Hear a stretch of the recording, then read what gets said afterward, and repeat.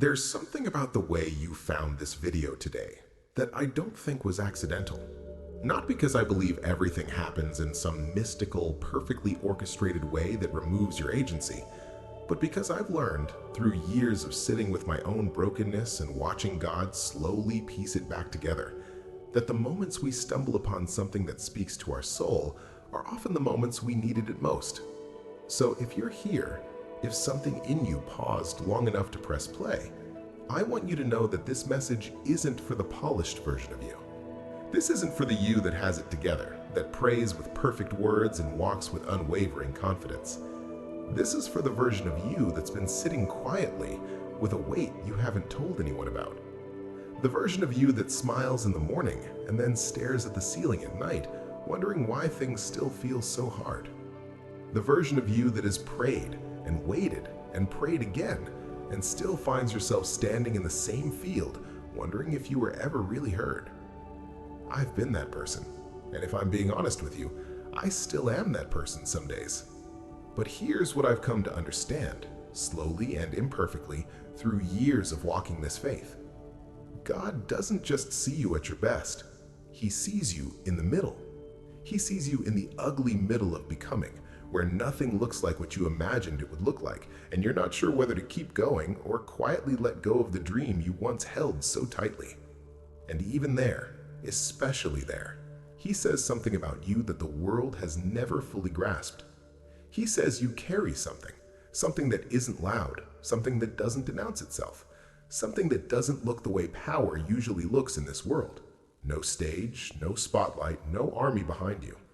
Just you, and what he placed inside you before you were even born into this noise. The book of Jeremiah opens with something that I've returned to more times than I can count. Not as a dramatic declaration from heaven, but as a quiet reminder that the things God builds into a person are built long before that person ever becomes aware of them. Before you were formed, he knew you. Before you drew your first breath, before you had a name, before anyone in your family sat around deciding what you would be called, he had already set something apart in you. That's not a small thought. That's not something to read quickly and move past. Sit with what it means that the God who holds the whole of existence in his understanding chose to be intentional about you. Not the version of you that achieved something, not the version of you that proved yourself worthy of that intention. Just you, in your origin, before performance, before failure, before you ever had a chance to disappoint anyone. He was already certain about what he placed inside you. Now, I know what some of you are thinking, because I've thought it too. You're thinking, okay, but that sounds beautiful in theory. And yet here I am, living a life that doesn't feel set apart, doesn't feel anointed, doesn't feel like it carries any special power. And I want to be careful here, because I'm not going to tell you that you just need more faith or that you need to pray harder, or that the reason your life feels difficult is because you've somehow failed to unlock some divine code.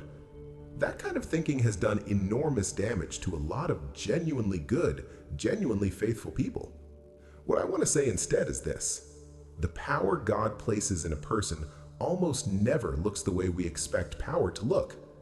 We've been raised in a world that defines power by visibility, by volume, by how fast you can climb, how many people are watching, how much influence you can accumulate before the world decides you matter. And so when we look at our own lives, quiet lives or struggling lives, or lives that feel like they've been paused for far too long, we conclude that we must not carry what we thought we carried. We decide that the feeling we had when we were younger, that sense that we were made for something that mattered, must have just been youthful naivety. We grow up and we trade that feeling in for what we call realism. But I want to gently challenge that trade, because what I've noticed in scripture and in life is that the people who carried the most significant spiritual weight were almost never the people the world pointed to. Moses, a man marked with deep insecurity, who stood before God and said, with raw honesty, "I am not a good speaker. I am not the right person for this." That man went on to stand in front of one of the most powerful rulers in the ancient world and demand justice for an entire people. Not because he suddenly became confident, not because God sent him to a seminar on public speaking, but because the power he carried was never rooted in his own capability. It was rooted in the presence that went with him. And that is a distinction that changes everything. Because if the power in your life depended on your own ability, on your charisma, your education, your history, your track record, then yes, there would be very good reasons to feel disqualified. But if the power in your life is rooted in something that was placed inside you and walks with you, then your past failures aren't the final word. Your current limitations aren't the ceiling. Your exhaustion and your doubt and your complicated history with faith, none of those things are strong enough to cancel what God built into you before you were old enough to ruin it. I think about the way Paul wrote to the church in Corinth, people who were messy, divided, spiritually immature in ways that frustrated him deeply. And yet, he reminded them that they had been given spiritual gifts, real gifts, that were meant to build something larger than themselves. And Paul wasn't writing to the exceptional ones in that church.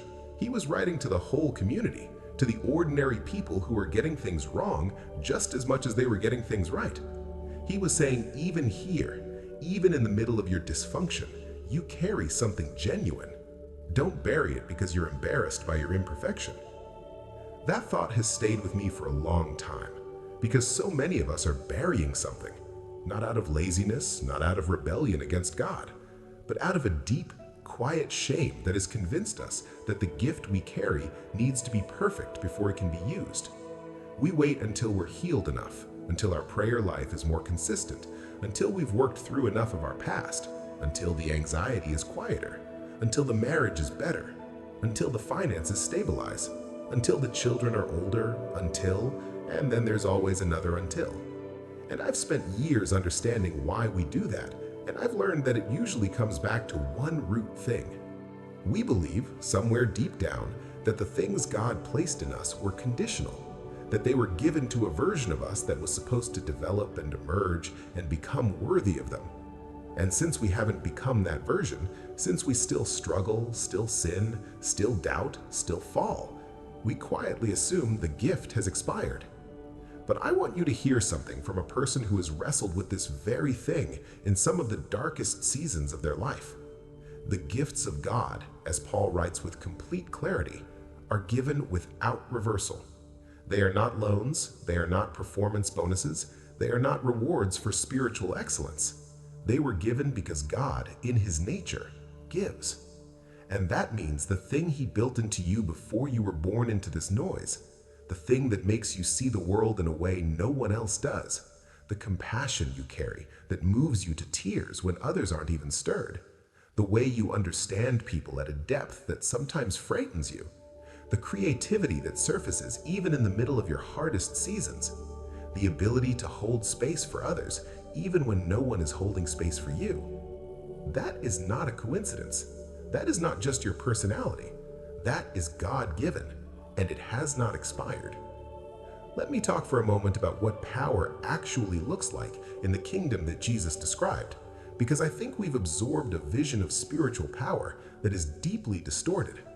We think of power and we imagine miracles, the parting of water, the raising of the dead, fire from heaven, the dramatic and the undeniable.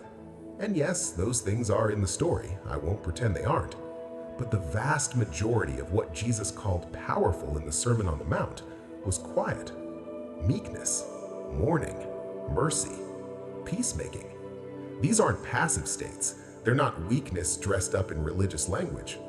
Meekness, in its original meaning, was the word used to describe a warhorse, an animal of enormous strength that had been trained to respond to its rider's direction.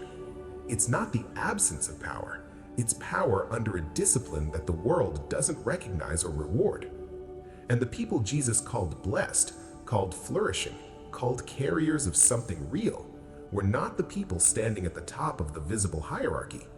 They were the ones mourning, the ones working for peace in rooms where no one was watching, the ones being merciful in moments when mercy cost them something. They were the ones who looked by the world's measure like they had nothing. And Jesus looked at them and said, "You carry something the world has never been able to manufacture." I want you to think about someone in your life, or perhaps your own story, where the most powerful thing that happened had nothing to do with anything dramatic. Where someone sat with you when you were at your lowest, not with answers, not with scriptures thrown at your pain like bandages on a wound, but just with presence, just with the willingness to stay. And think about how that changed something in you. That is power. That kind of staying, that kind of quiet, costly presence is something the world cannot mass produce. It cannot be automated, it cannot be faked for very long. And it flows from exactly the place that God has been cultivating in you through everything you've been through. All those seasons that felt like nothing was happening, all those years where you prayed and the prayer seemed to dissolve into the ceiling, all those moments where you were the one holding everyone else together while quietly falling apart. Those were not wasted.